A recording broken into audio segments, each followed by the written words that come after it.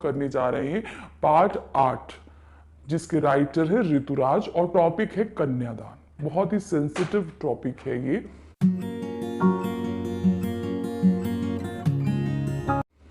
कन्यादान क्या होता है? शादी विवाह का जब मौका आता है तो एक क्षण ऐसा होता है कि माता पिता अपनी कन्या को उसके होने वाले पति को सौंपते हैं।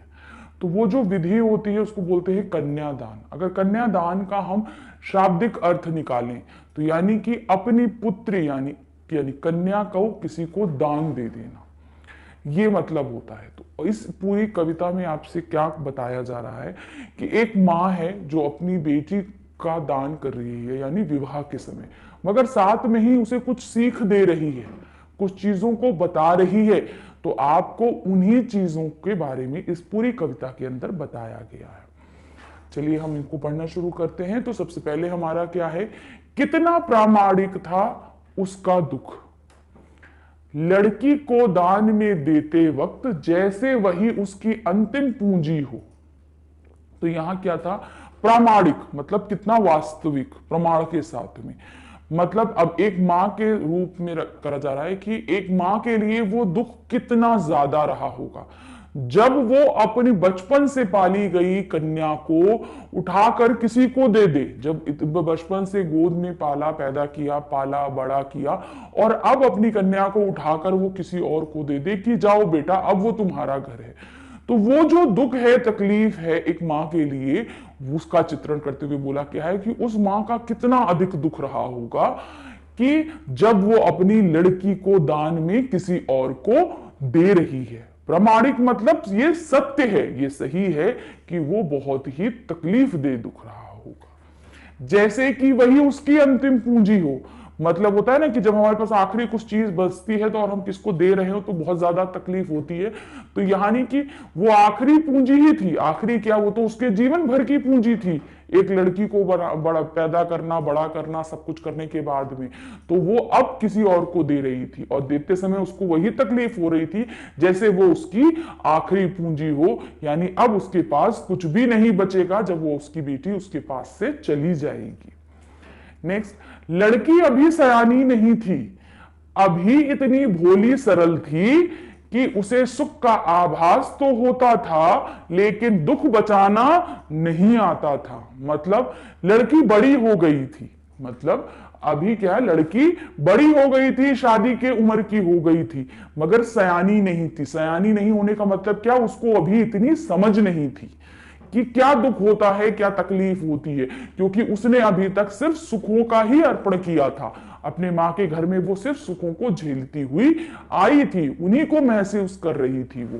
तो क्या दिया कि लड़की अभी सयानी नहीं थी, मतलब अभी वो बड़ी तो हो गई थी लेकिन अभी वो समझदार नहीं थी। अभी इतनी भोली सरल थी, मतलब उसके अंदर छल कपट नहीं था, वो भोली थी, सरल थी, मतलब जो ऐसी है वो वैसी दिखती है और लोगों को भी अपने जैसा समझती है। कि उसे सुख का आभास तो होता था क्योंकि उसने सुखों को झेला था, इसलिए सिर्फ वो सुखों को ही महसूस कर पाती थी, लेकिन दुख बचाना नहीं आता था। लेकिन अपने आप को तकलीफ से कैसे बचाना है, कैसे उन दुखों को से हमें पार पानी है, कैसे उन तकलीफों को से निकल कर जाना है, ये सब चीजें उसे अभी करनी नहीं आती थी। इसका मतलब ये हुआ कि वो अभी अपने मायके में जब अपने घर में थी तो उसने सिर्फ सुख और सुख देखे थे, किसी तरीके की तकलीफों को नहीं झेला था।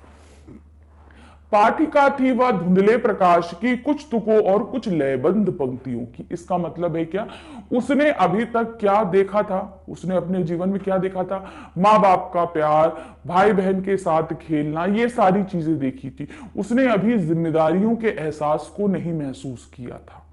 तो यही दिया है, पाठिका थी वो धुंधले प्रकाश की, मतलब उसने अभी जीवन का सिर्फ एक रुख देखा था, अर्थात उसने सिर्फ सुखों को महसूस किया था मगर जीवन के दूसरे पहलू को नहीं देखा था, जहां पर दुख, तकलीफ, मेहनत, ये सारी चीजों का जो आभास था उसने नहीं देखा था। इसलिए यहां पर उन्होंने धुंधला प्रकाश बोला। धुंधले प्रकाश का अर्थात मतलब देखी तो चीजें मगर पूरी तरीके से जहां पर साफ नहीं दिखाई देती जीवन को, और कुछ लयबंद पंक्तियों की, मतलब जहां पर सब कुछ अच्छे से मिल रहा था। तुक मिलने का क्या मतलब होता है, हम लोग बोलते हैं ना राइमिंग वर्ड्स होते हैं, राइमिंग वर्ड्स होते हैं आना जाना खाना पीना, तो इनके क्या ये राइमिंग वर्ड्स हैं।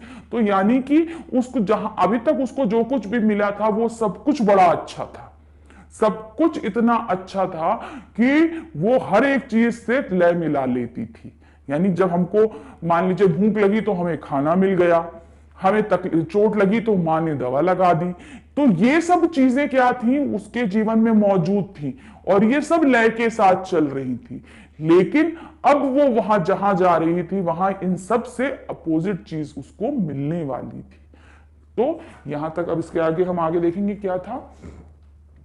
मां ने कहा पानी में झांक कर अपने चेहरे पर मत रीझना। अभी तक क्या होता है ना कि जब हम बहुत सुंदर होते हैं तो हमें बड़ा वो होता है कि हम तो बहुत सुंदर है, बहुत अच्छे। तो मां ने वो बोला कि पानी में जो जब तुम देखोगी तो अपने चेहरे को देखोगी और अपनी सुंदरता को देखोगी, इस पर बिल्कुल मत रीझना, इस पर घमंड नहीं करना कि मैं बहुत सुंदर हूं तो मैं ये सब चीजें नहीं करूंगी।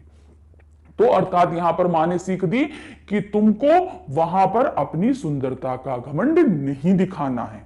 फिर दूसरी सीख क्या, आग रोटियां सेकने के लिए है, जलने के लिए नहीं। वहां पर जाकर सबकी सेवा करना, सबको खाना बना के देना।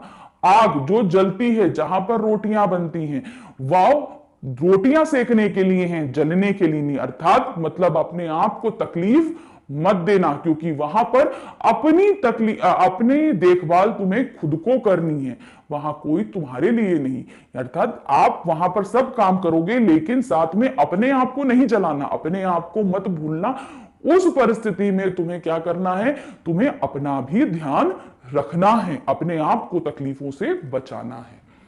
वस्त्र और आभूषण शाब्दिक ब्रह्मों की तरह हैं, बंधन है स्त्री के जीवन के। ऐसा ना होना कि लोग तुम्हें अच्छे वस्त्र और अच्छे आभूषण जो हैं ये छल मात्र का भ्रम है कि अच्छे कपड़े मिल जाएं, अच्छे गहने मिल जाएं तो तुम सब कुछ भूल जाओ। ऐसा नहीं करना, ये सिर्फ एक भ्रम है। वास्तविकता क्या है, तुम्हारा स्वभाव।